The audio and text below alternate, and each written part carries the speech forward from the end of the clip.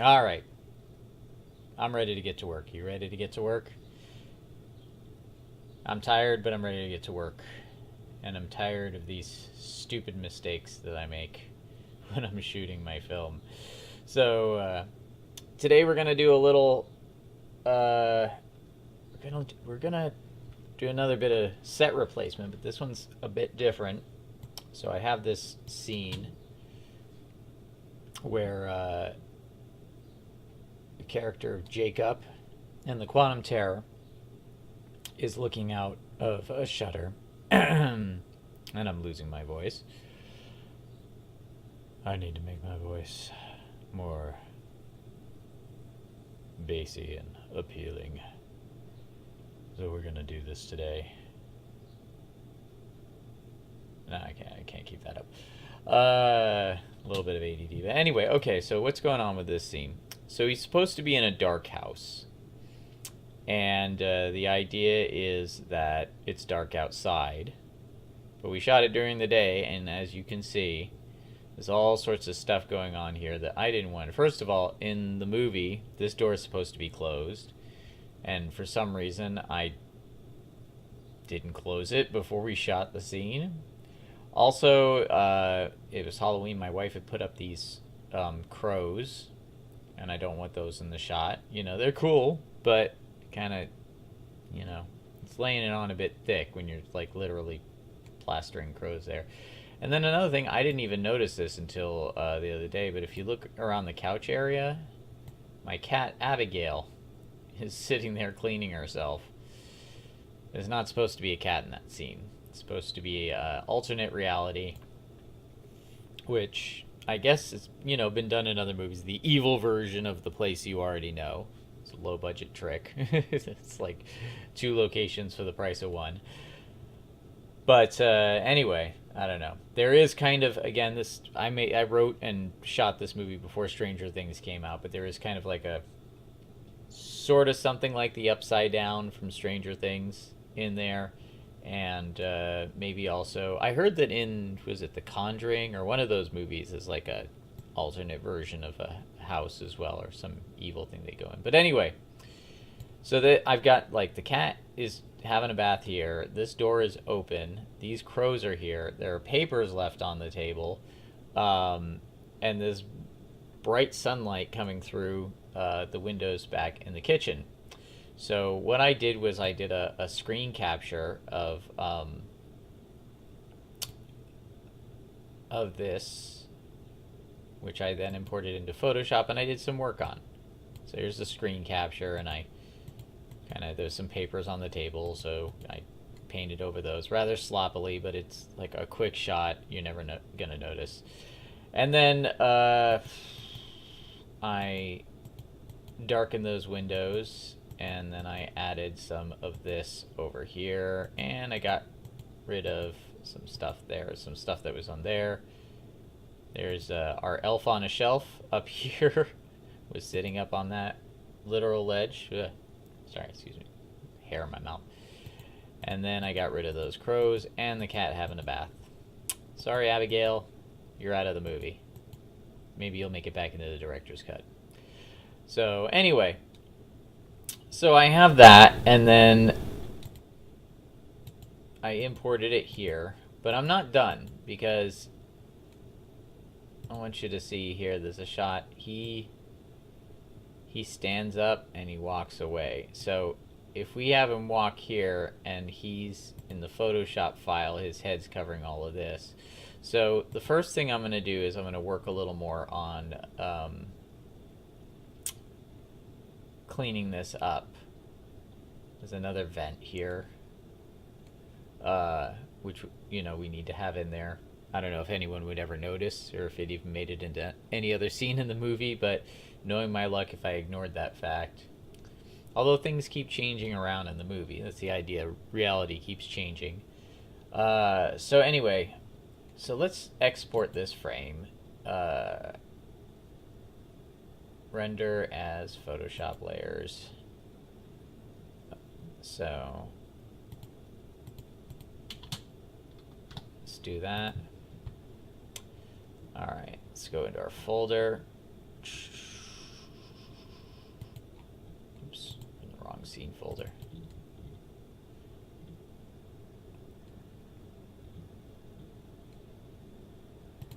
Alright, so let's open this one up in Photoshop.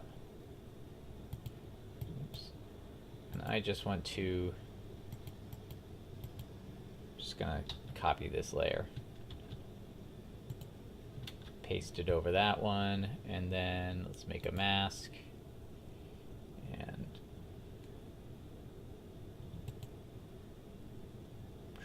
where's the paint bucket? There it is. Alright, so let's just paint that out, and then we'll start painting back in.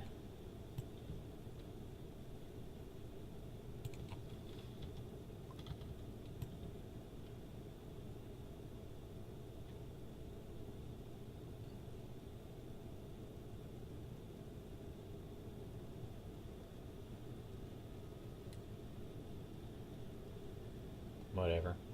Let's see. Alright.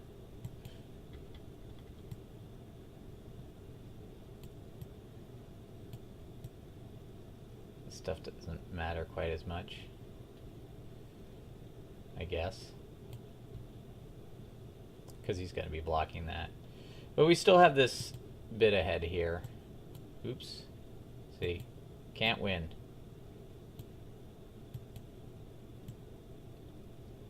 So we'll have to go in and create another layer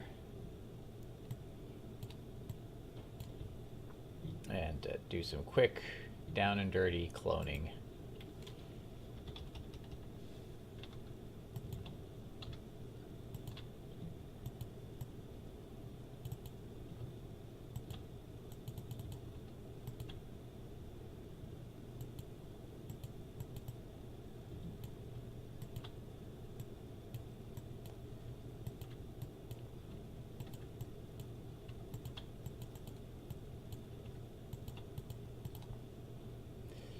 Okay, so let's see how that translated. All right, good enough. Not quite sure, just in case. Let's get a little with that bookcase out of there too, just in case. I don't think it's going to be revealed, but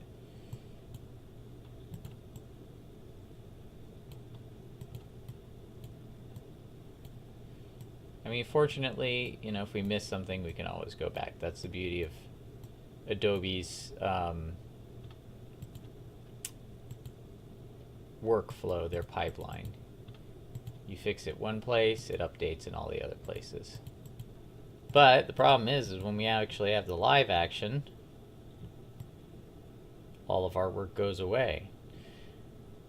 Now, I didn't want to green screen this shot because I wanted him to be right there in the room. So we've got a little bit of work ahead of us. And that work is called the Roto brush. So, the Roto brush is not a perfect tool by any stretch of the imagination. But I'm going to use the Roto brush to get us what we want. Now, see when he walks away. Yeah. Okay, so we're not going to have any problem on this side here. So we don't really need to worry about doing a perfect roto on this side, although I'll try and get it as best we can. But the roto brush, it's kind of weird. Like if we were to start here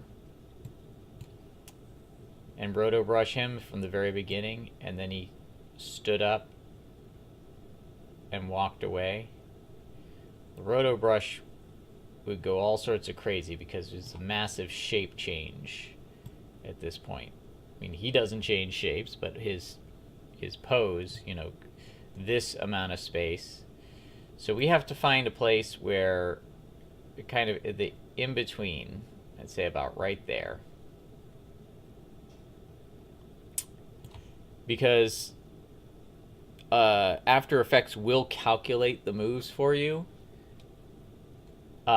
We have to find kind of like a base for it to start with, so it can kind of get an idea of the shop. So it does most of the work for you, but we're going to be doing a lot of painting in. So Let's see. No, I don't want the eraser tool. I want the roto brush.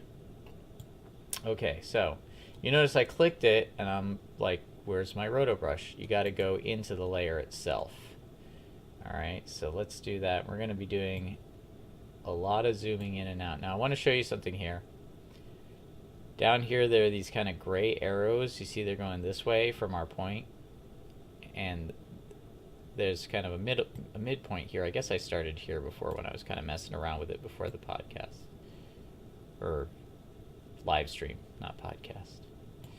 Look at that. Podcast coming soon, by the way. Alright, so now that we're in here though, we've got the roto brush, and we are going to just kind of give the roto brush something to grab onto by, there we go.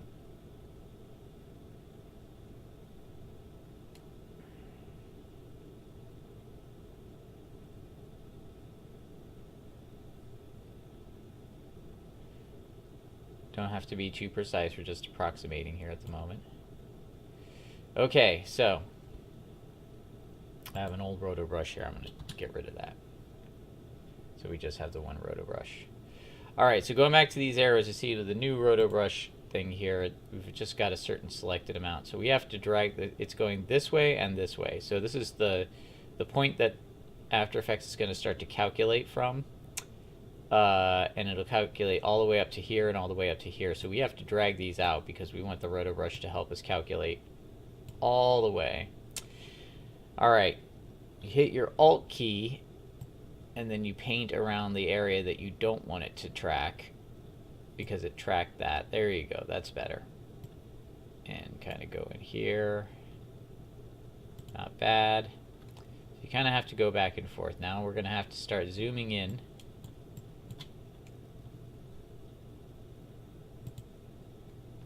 Alright, and finding all the parts that we want to make sure it tracks. Kind of doing a jagged edge thing there. Alright, there we go. We don't want that, so we're gonna... I'm not gonna focus too much on this side, because this is the side where everything needs to be properly rotoed. So...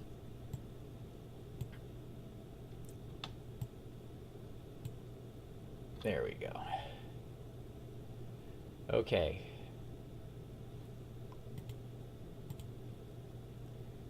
So that looks good. First, I'm going to track this way. So what we're going to do is we're going to kind of edge along. Okay. And we're going to look for what the roto brush is missing. Looks good, looks good. Edge along a little more. We have to do this frame by frame. Yeah, I'm afraid. But for the most part, it looks like After Effects is doing the work. Oh, wait a minute.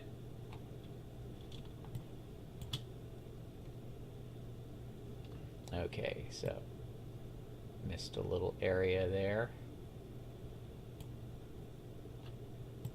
Paint that back in. Okay. Good. So every time you move on to the next frame, you're telling After Effects that you approve of its choice.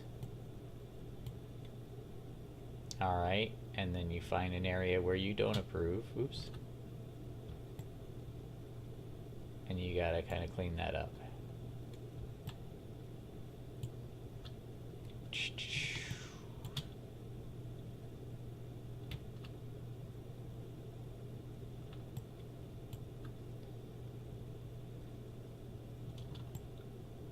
Alright. Looks good.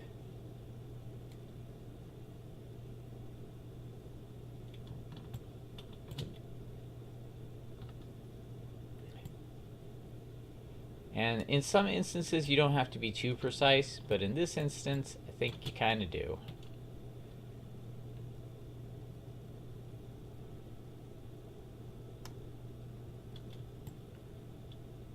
It's pretty jagged. Take care of that.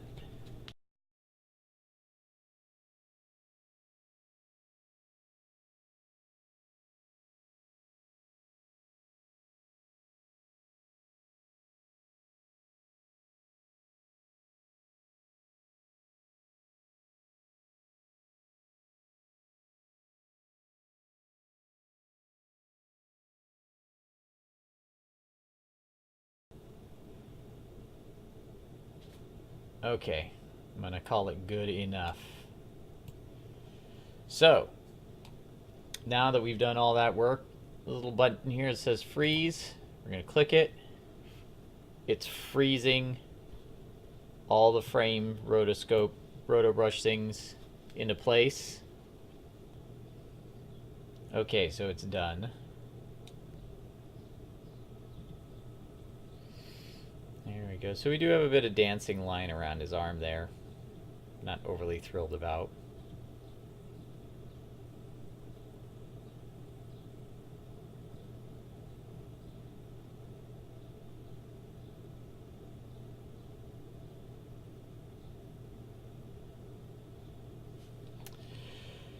So, alright, so there's some ugly edges here. Issues with his hair. You can see bits of it disappearing. So what I'm going to do is I'm going to take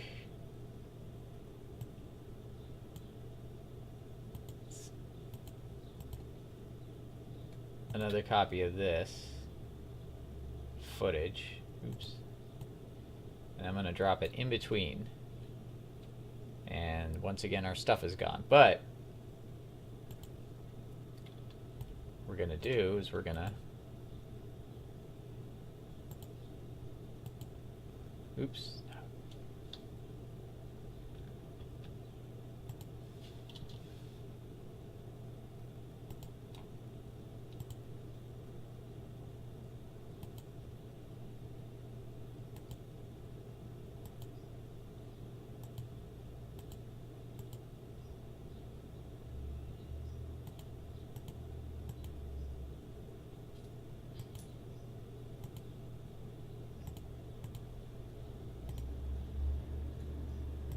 Gonna do a mask.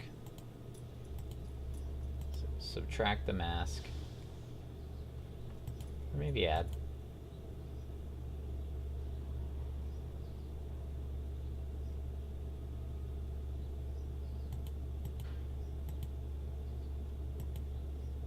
Oh, I'm doing the mask in the wrong place. That was stupid. Okay.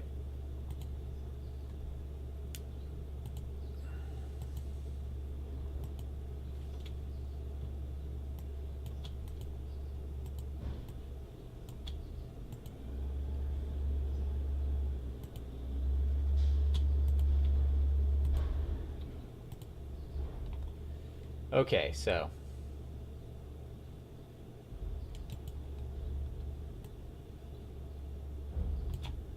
gonna do an animated mask.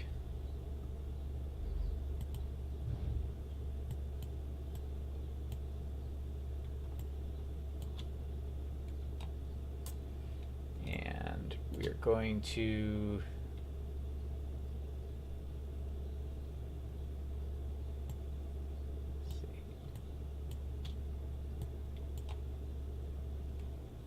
scroll it along. Let's see what we're gonna do. There we go.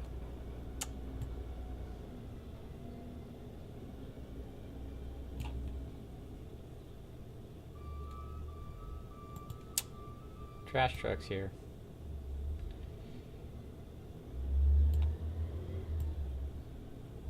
You can see just what we can get away with.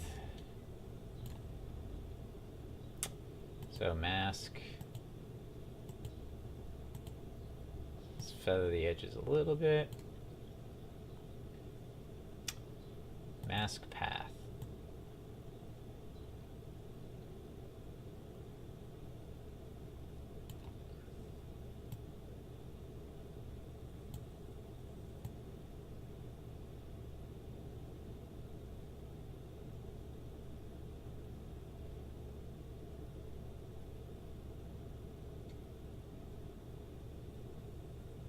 Not there.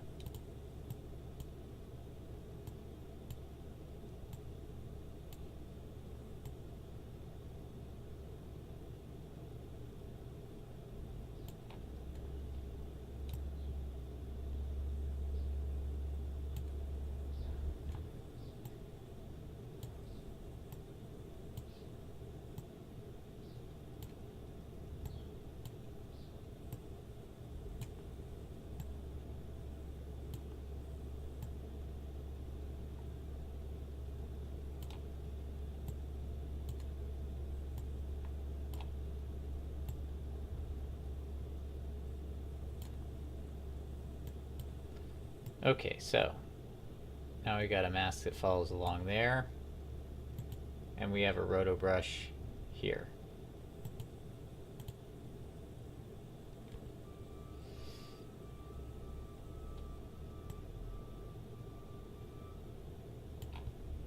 And for some reason, there's a little bit of a color difference there, so that's all right.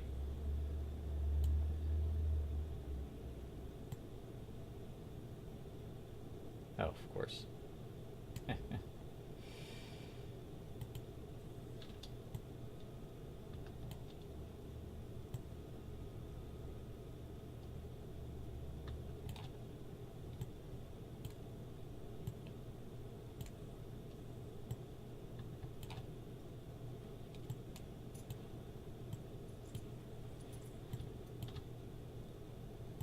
Do it in one keyframe, you have to do it in all. There's a solution for that too.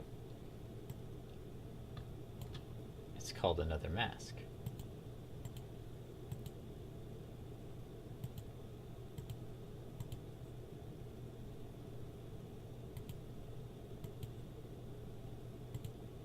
Oops.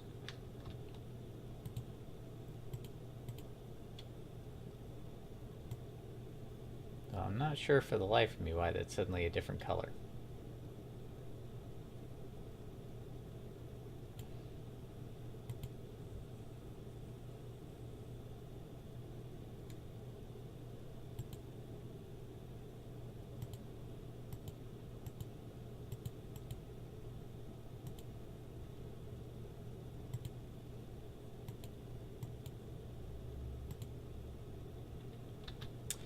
Anyway, let's see how that looks now.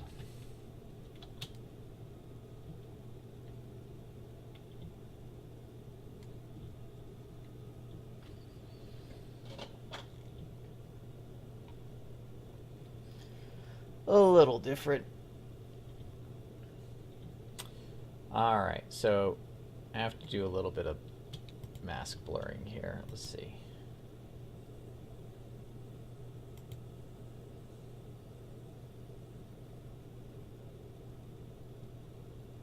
Don't know why that looks the way it does, but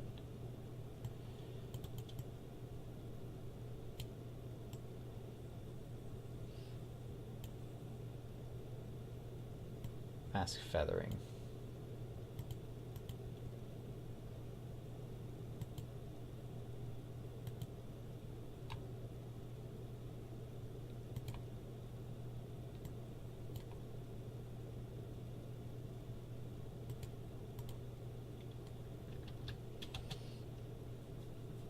Okay, so managed to keep the top of his hair there, or keep this edge really nice and clean. Just have this side here. There's still a little bit of weird kind of roto motion there, and I can come in with another layer and hand rotoscope that with keyframes, which I'm probably going to go do at some point. Maybe not, not sure. But for now, I think I'll just kind of experiment with, what I can do with some filters, color filters, darkening this up, adding some noise and grain. You probably won't even notice it. And those who do, will be so insignificant, they would have to be looking for it. But we'll come back to this shot when I do color correction, because this is from a scene that's shot day for night. This particular shot, I didn't even bother to cover up the windows, but the other shots I did. So there's going to be a whole thing about that in the near future. So let's just let this play out and see how it looks.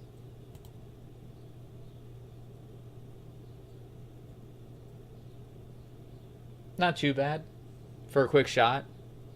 The roto brush is a good tool. It's not something that I would recommend for everything. We are going to be using it more in the movie.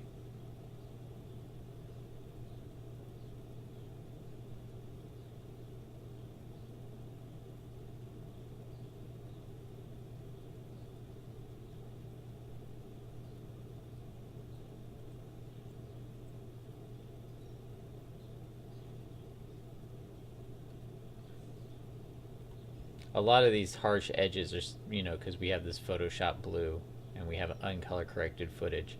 So once we darken him against this dark background, there'll be a lot less contrast, and a lot of this stuff will be a lot less noticeable. But it all depends on how much time you want to spend on it. I'm creating the visual, probably about 100 visual effects shots for this movie. Nah, not that many. It just feels like 100. But there's a fair few. Maybe about half that. Maybe 50. Who knows? I should actually sit and count them at some point.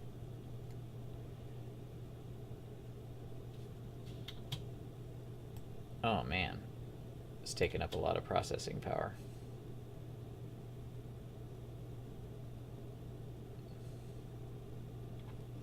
Anyway, I think that's about it for now. So I hope this was helpful. I hope you can do a better job than I did on your project. But that's the Roto brush, and that's replacing this background. So go ahead and get to work on your project, and yeah, we'll see what you do. And if you found this useful, I'm on Patreon. I gotta get a search Christopher Moonlight on Patreon, and if you just feel like donating through PayPal, there's a button below. But thank you very much. I hope this was useful, and yeah, go get to work on that film.